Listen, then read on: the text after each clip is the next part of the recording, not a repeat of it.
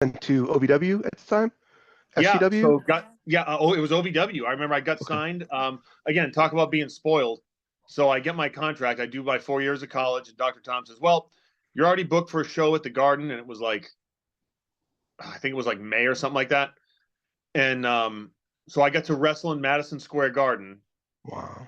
And then I got to come to Louisville. So it was just like again, I equate like the first part of my career. It was just such a I was a spoiled brat. But then again, I was really good. So Who'd you wrestle at the Garden?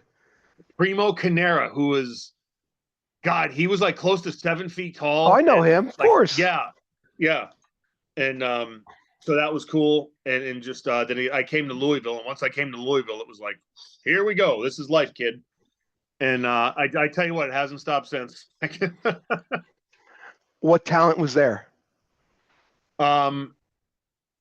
So Dinsmore, it was right after like Brock and Randy and all those guys got called up. So Nick Dinsmore, Doug Basham, the Damager was kind of like those guys were going in between the road.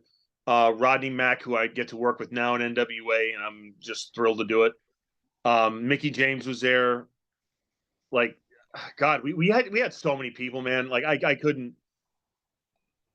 Chris Masters, Bobby Lashley, Nick Nemeth, Ziggler. Like there was just, God, just tons of people that came there. We had and we were pretty close too. We all enjoyed. It was a competitive environment, but it was at the end of the day we were there for each other, which made it kind of a really cool place to be. What would you say you learned the most from Jim Cornette? Did he teach you anything that you carried with you the rest of your career? See, Jimmy's one of those people. He is such a big influence on my career, and I realize this more now. When I got to be the booker for Championship from Hollywood, and like it is just being able to sit beside him while he makes cards, and what should happen, why it should happen, and when it should happen. His approach to the business, and above all, his passion for it. And I know his passion, that can be the subject of controversy one way or another, but one way or another, you can't deny like the impact that Jim Cornette's had. And to this day, like him or not, he's relevant. Right? In the wrestling world today, he is relevant. And people, oh, Jimmy's that. No, you're still giving him that. That's what Jimmy is. Jimmy, again, I would not be sitting here talking to you today if it hadn't been for Jim Cornette. Love Jim Cornette. Yeah. Love Jim Cornette. Did they ever pitch anything to you for TV that didn't happen? I know you were up there for a little bit with Casey James as a tag team. But besides that, did they ever pitch anything to you like we're going to make you, I don't know, a truck driver or anything crazy that never happened? I was going to be Edge's cousin like in the first 2 months when I went to OVW, but then I think he hurt his shoulder or something.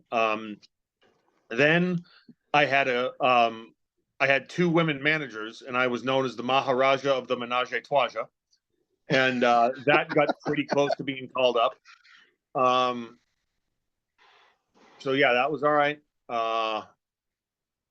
There was just a a couple Maharaja of the Menage. I gotta remember that. I gotta write that down. Mm-hmm.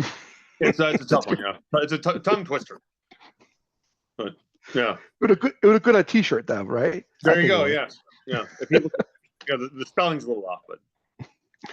So when you first come up to TV, not a lot of hype, not a lot of vignettes, nothing to get you guys over as a tag team to bring you up for a couple months. At least you're in the system. What happens with you and Casey James? No, I mean it was just, again, what can you do when creative does not put thought into you, right? Like there's only so much that you can have the best matches you can or whatever, but past a certain point, like look, if they don't want you to be past a certain level on the card or whatever, you're not going to be. So it is what it is. I mean, like, the business happened. So that was it. So I was like, you know what? Enough. Went to Puerto Rico. Had a blast down there. That was a whole thing. And then ended up coming back and doing the Sandow thing, which I thought was a better choice. How'd you get along with Michelle McCool? Oh, very good. Very professional. very professional, and again, always was there for everything, like spot wise and everything. Just no problems at all. It's like how it should be. Like yes, the NWA is now on the CW app, and CW app is free to download. NWA, we're an alternative wrestling product, and the operative